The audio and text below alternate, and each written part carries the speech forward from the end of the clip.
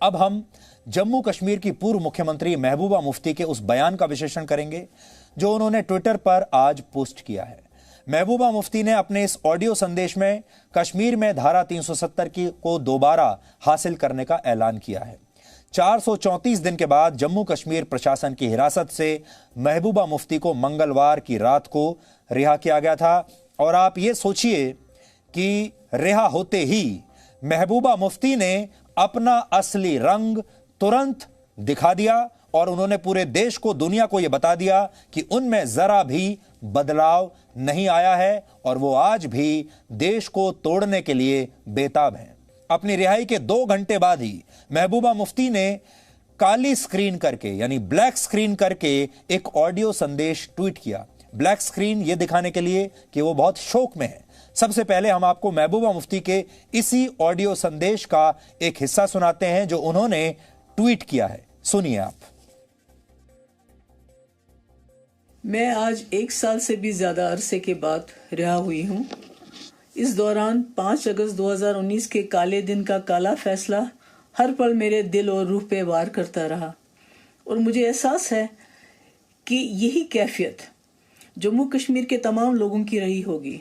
अब हम सबको इस बात का इरादा करना होगा कि जो दिल्ली दरबार ने 5 अगस्त को गैर आईनी, गैर जमहूरी, गैर कानूनी तरीके से हमसे छीन लिया, उसे वापस लेना होगा।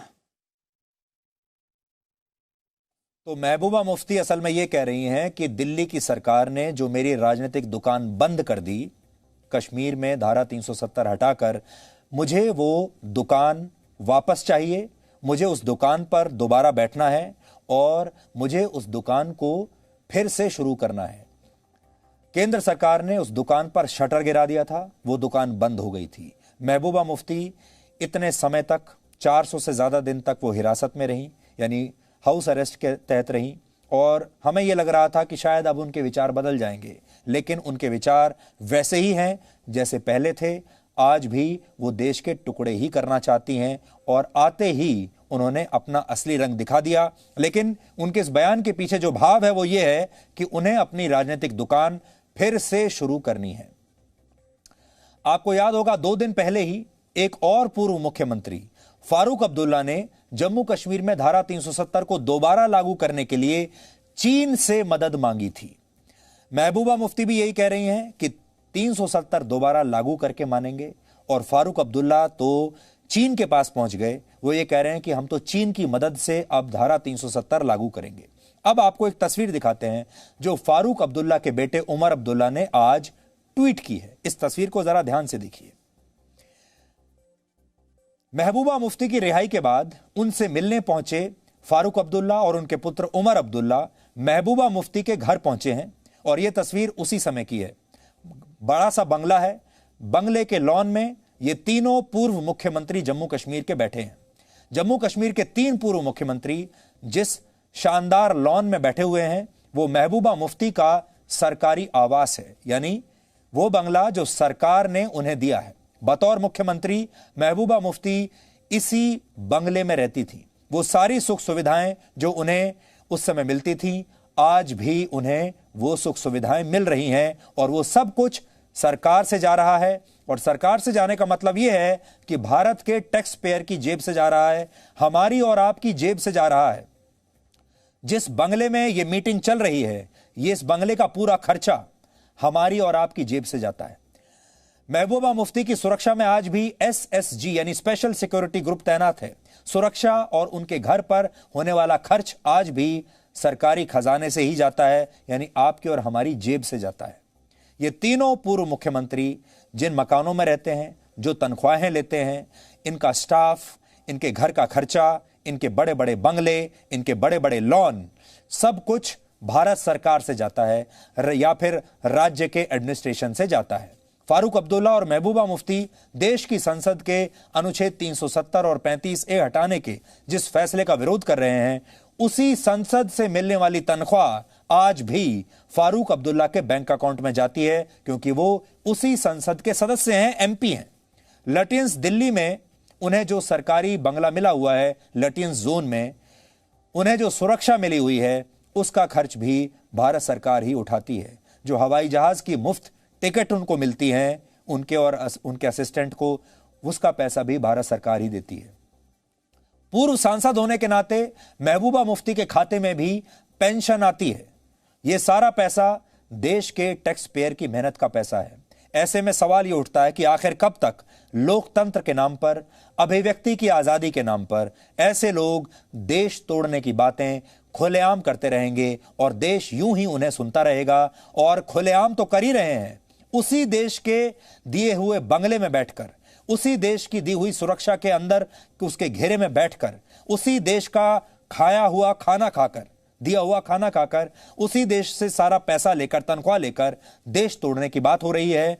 चीन के साथ मिलने की बात हो रही है, पाकिस्तान के साथ मिलने की बात हो रही है। और यह उम्मीद करते हैं कि लोकतंत्र के नाम पर पूरा देश चुपचाप इन तस्वीरों को देखकर तालियां बजाता रहे। देश तालियां नहीं बजाएगा। देश का खून खौल रहा है जब वो इस तरह की तस्वीरें देखता है।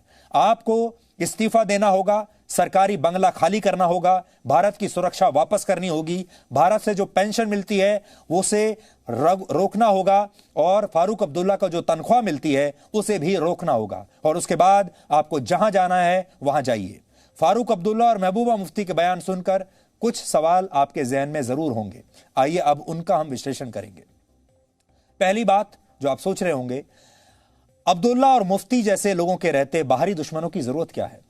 जब अपने ही देश में ऐसे लोग मौजूद हैं, तब हमें चीन और पाकिस्तान जैसे दुश्मनों की जरूरत क्यों है? ये सारे लोग, इनके एजेंट तो हमारे देश में आज भी मौजूद हैं और हम ही इन्हें रहने के लिए बड़े बड़े बंगले दे रहे हैं। दूसरा सवाल, ऐसे देश विरोधी बयान देने की आजादी कब तक मिलती रहेगी? जब किसी सांसद को आपकी बात पसंद नहीं आती तो वो आपके खिलाफ विशेषाधिकार हनन का नोटिस देता है, अदालत के फैसले पर कोई टिप्पणी कर देता है तो उस पर अवमानना का आरोप लग जाता है। लेकिन ऐसे लोग जो भारत यानी देश के खिलाफ बोलते हैं, उन पर कोई कार्रवाई क्यों नहीं होती? उनके खिलाफ सड़क से संसद तक कोई आवाज उठती क्यों नहीं? इसलिए अगर आप आज कोर्ट के खिलाफ कोई बयान देते हैं तो कोर्ट में आपके खिलाफ अवमानना का केस चलता है। संसद के खिलाफ बयान देते हैं, उसमें भी अवमानना का केस आ जाता है। सांसद प्रिविलेज कमेटी में आपकी शिकायत कर देते हैं अगर आप सांसद की बेइज्जती करें तो। लेकिन देश की बेइज्जती कोई भी करता रहे और उससे कोई सवाल नहीं पूछा जा रहा। जब फारूक अब्दुल्ला और महबूबा मुफ्ती ने संविधान की शपथ लेकर शासन किया था जम्मू कश्मीर पर, तब क्या इन्होंने राष्ट्रहित में कोई फैसला लिया होगा? आज ये सोचने का दिन है। जब ये मुख्यमंत्री थे तो ये क्या सोचते होंगे, इनकी सोच क्या रही होगी? क्या कब उन्होंने उस समय एक बार भी भारत के पक्ष में कोई फैसला लिया होगा? यह बहुत बड़ा प्रश्न है, क्योंकि जम्मू कश्मीर एक संवेदनशील राज्य है जहां आए दिन आतंकवादी हमले होते हैं, एनकाउंटर होते हैं। क्या जम्मू कश्मीर में सेना और केंद्रीय सुरक्षा बलों को राज्य सरकार का उस समय कोई भी सहयोग मिलता होगा? जब ये लोग मुख्यमंत्री थे, महबूबा मुफ्ती और फारूक अब्दुल्ला के हाल के बयानों के बाद क्या उनके फैसलों की जांच भी नहीं होनी चाहिए? और चौथा प्रश्न है, जब फारूक अब्दुल्ला और महबूबा मुफ्ती जैसे राजनेता संसद के फैसले को पलटने की बात खुलेआम करते हैं, तब संसद की सदस्यता रद्द क्यों नहीं की जाती? इन नेताओं की पार्टियों का रजिस्ट्रेशन रद्द क्यों नहीं किया जाता? महबूबा मुफ्ती इस समय पीडीपी यानी पीपल्स डेमोक्रेटिक पार्टी के अध्यक्ष हैं। Farooq Abdullah national conference party के सबसे बड़े नेता हैं। हालांकि उन्होंने अपने बेटे को इसकी कमान सौंप रखी है, लेकिन पार्टी के फैसलों पर आखिरी मोहर उन्हीं की रहती है। इन सवालों का जवाब जानने के लिए हमने कुछ कानूनी जानकारों से बात की। आज हम ये जानना चाहते थे कि हम क्या सिर्फ मीडिया पर ही इनकी आलोचना करके रुक जाएं या इनके खिलाफ कोई एक्शन भी हो सकता है? कोई भारतीय नागरिक इस तरह के बयानों के खिलाफ देश में कहीं भी एफआईआर दर्ज करा सकता है। हमारे चुने हुए प्रतिनिधि चाहें तो, चाहे वो सांसद हो या विधायक, वो भी ऐसे बयान देने वालों के खिलाफ एफआईआर दर्ज करा सकते हैं। और हम आपको खुला निमंत्रण दे रहे हैं, आप अपने इस अधिकार का प्रयोग कीजिए। यही हमारे कानून के हिसाब से होगा, यही लोकतंत्र के हिसाब से होगा। ऐसे बयान आईपीसी की धारा 124A यानी देशद्रोह के दायरे में आते हैं। इन पर देशद्रोह का मुकदमा चलना चाहिए। इस तरह के बयानों पर हमारी संसद क्या एक्शन ले सकती है?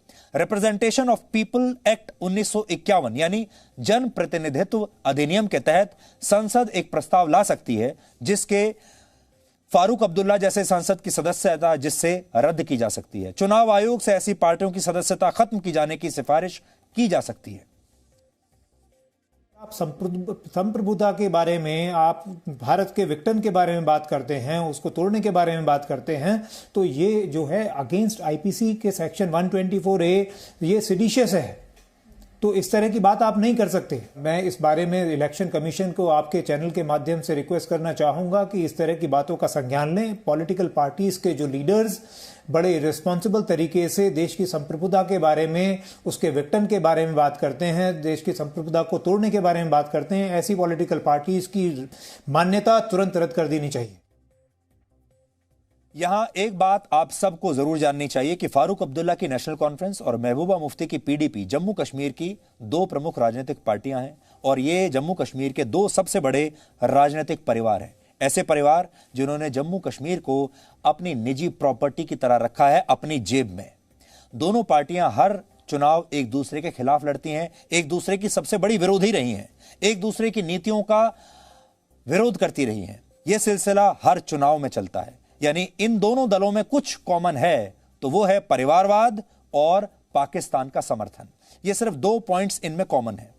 दशकों से इनकी राजनीति कमीशन अपने परिवार को सत्ता पर बिठाना और पाकिस्तान की हां में हां मिलाना रहा है। अनुच्छेद 370 हटने के बाद दोनों राजनीतिक दलों की ये दोनों दुकानें अब बंद हो चुकी हैं, परिवारों की ये दुकानदारी बंद हो चुकी है। परिवार खतरे में आ गए हैं, पार्टियां खतरे में आ गई हैं, दुकानदारी खतरे में आ गई है। पाकिस्तान से मिलने वाली रसद पर रोक लग चुकी है। परिवारवाद की राजनीति का भविष्य अंधेरे में है। महबूबा मुफ्ती और अब्दुल्ला की मौजूदा जुगलबंदी कुछ वैसी ही है जैसी 2 दिन पहले हमने पूरे बॉलीवुड में देखी थी। तो सोचिए, ये इतने बड़े विरोधी जो आप इस समय देख रहे हैं, ये एक साथ कैसे आ गए?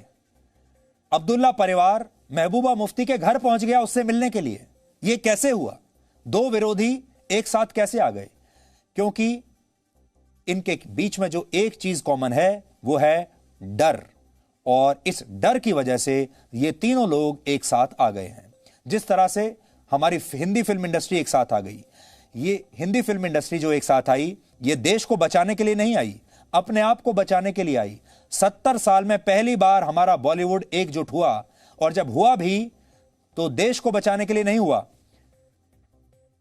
अपने आप को बचाने के लिए हुआ। उसी तरह महबूबा मुफ्ती और फारूक अब्दुल्ला की यह दोस्ती भी शायद अपना अस्तित्व बचाने के लिए है। यह अस्तित्व खत्म होने का डर है जो दोनों को आसपास ला रहा है, पास ला रहा है। डर बड़े बड़े दुश्मनों को भी एक साथ ला देता है, दोस्ती करा देता है। देश में मुसलमानों के अधिकारों या हितों का जब कोई मुद्दा उठता है तब भी फारूक अब्दुल्ला और महबूबा मुफ्ती खुलकर साथ आ जाते हैं। हम इसे बिल्कुल गलत नहीं मानते जब वो मुसलमानों के हित या अधिकारों की बात करते हैं। लेकिन क्या फारूक अब्दुल्ला को यह नहीं पता कि चीन में मुसलमानों की क्या हालत है?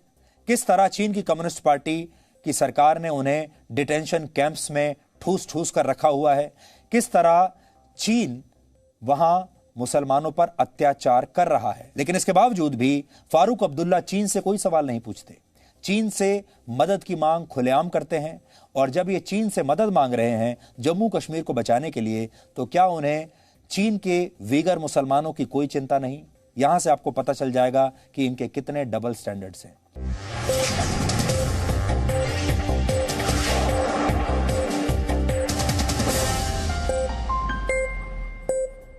Presenting V News app, available on Google Play and App Store. Download it now.